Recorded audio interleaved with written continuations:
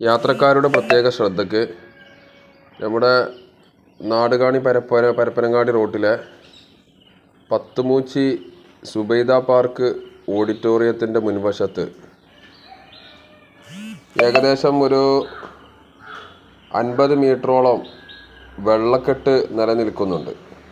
ഒരു ചെറിയ മഴ പെയ്താൽ പോലും വെള്ളക്കെട്ട് നിലനിൽക്കുന്ന ഈ ഭാഗം ബൈക്ക് യാത്രക്കാരൊക്കെ പ്രത്യേകം ശ്രദ്ധിക്കേണ്ടതുണ്ട്. കാരണം ഈ റോഡ് ഇവിടെ ആകെ പൊളിഞ്ഞ് ആകെ നാശമായി കിടക്കുന്ന ഒരവസ്ഥയാണുള്ളത്.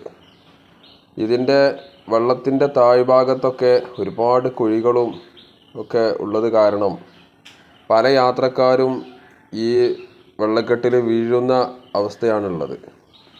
നിങ്ങൾ വീഡിയോയിൽ കാണുന്നുണ്ടാകും ഒരു ബൈക്ക് യാത്രക്കാരൻ വരുമ്പോഴുള്ള ഒരു ദുരവസ്ഥ. ആളുകളൊക്കെ പരസ്പരം 2 വാഹനങ്ങൾ ഇരു സൈഡുകളിലായിട്ട് പോകുമ്പോൾ ചിലപ്പോൾ ബൈക്ക് യാത്രക്കാരൊക്കെ നനഞ്ഞു പോകുന്ന ഒരവസ്ഥ ഇവിടെ നിലവിലുണ്ട്.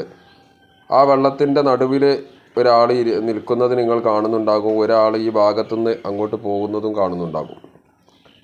അത് എന്താണെന്ന് വെച്ചാൽ ഇതിലോട്ട് മൊബൈൽ വീണിട്ടുണ്ട്. അത് നിത്യസംഭവമാണ്. കാരണം പോക്കറ്റിൽ വെച്ചിട്ട് ഈ ആൾ നമ്മോട് പറയുന്നത് അതാണ്. മൊബൈലാണ് വീണത്. അത് പോക്കറ്റിൽ വെച്ചിട്ട് യാത്ര ചെയ്യുമ്പോൾ നമ്മളറിയാതെ പെട്ടെന്ന് ഈ കുഴിയിലൊക്കെ ചാടുന്ന സമയത്ത് മൊബൈൽ വീഴുന്ന ഒരവസ്ഥയാണുള്ളത്. അപ്പോൾ അതുകൊണ്ട് തന്നെ ഇവിടെ അധികാരികൾ വളരെ നിഷ്ക്രിയരായിട്ടാണ് ഇവിടെ നിൽക്കുന്നത്. കാരണം ഇതിന് വേണ്ട ഒരു പരിഹാരം വർഷങ്ങളായിട്ട് ഇവിടെ കണ്ടിട്ടില്ല. അത് മനസ്സിലാവും എത്ര വർഷമായിട്ടാണ് ഈ ഒരു പ്രശ്നം. ഇത് MLA, MP, മന്ത്രിമാർ എല്ലാവരും കടന്നു പോകുന്ന ഒരു റോഡാണിത്. ഇവിടെ ഇവിടെയുള്ള പൊതുപ്രവർത്തകർ മുട്ടാത്ത വാതിലുകളില്ല. അയാൾ തപ്പുന്നത് കണ്ടില്ലേ നിങ്ങൾ? അദ്ദേഹത്തിൻ്റെ 40,000 രൂപ വിലയുള്ള മൊബൈലാണ് ആ വെള്ളത്തിൽ വീണ് പോയിട്ടുള്ളത്.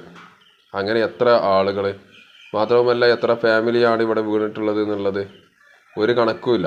ഒരു ദിവസം അവിടെയുള്ള ഒരാൾ പറയുന്നതായിട്ട് കേട്ട് 6 ആളുകൾ ഇതുപോലെ വെള്ളത്തിൽ ഒരു ദിവസം വീണിട്ടുണ്ട് എന്നുള്ളതാണ് പറഞ്ഞത്. അങ്ങനെ ദിവസങ്ങളോളം ഇവിടെ വരുന്ന ബ്ലോക്കാണെങ്കിൽ അതിനേക്കാളും പ്രയാസമാണ്. കാരണം യാത്രക്കാർക്ക് വളരെ ഈ സുബൈദ പാർക്കിൽ കല്യാണമോ മറ്റുള്ളതോ ഉണ്ട് എന്നുണ്ടെങ്കിൽ അന്നത്തെ ദിവസത്തെ ബ്ലോക്കിൻ്റെ കാര്യം പറയുകയും വേണ്ട.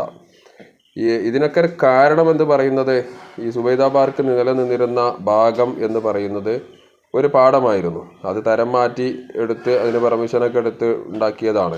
പക്ഷെ അധികാരികൾ പെർമിഷൻ കൊടുക്കുന്നതിനൊന്നും പ്രശ്നമില്ലായിരുന്നു. പക്ഷെ അതിൻ്റെ സൈഡിലൂടെ ഒഴുകിപ്പോകുന്ന ഒരു കനാല് പൂർണ്ണമായും അടച്ചുകൊണ്ടാണ് ഇവർ നിർമ്മാണം നടത്തിയിട്ടുള്ളത്.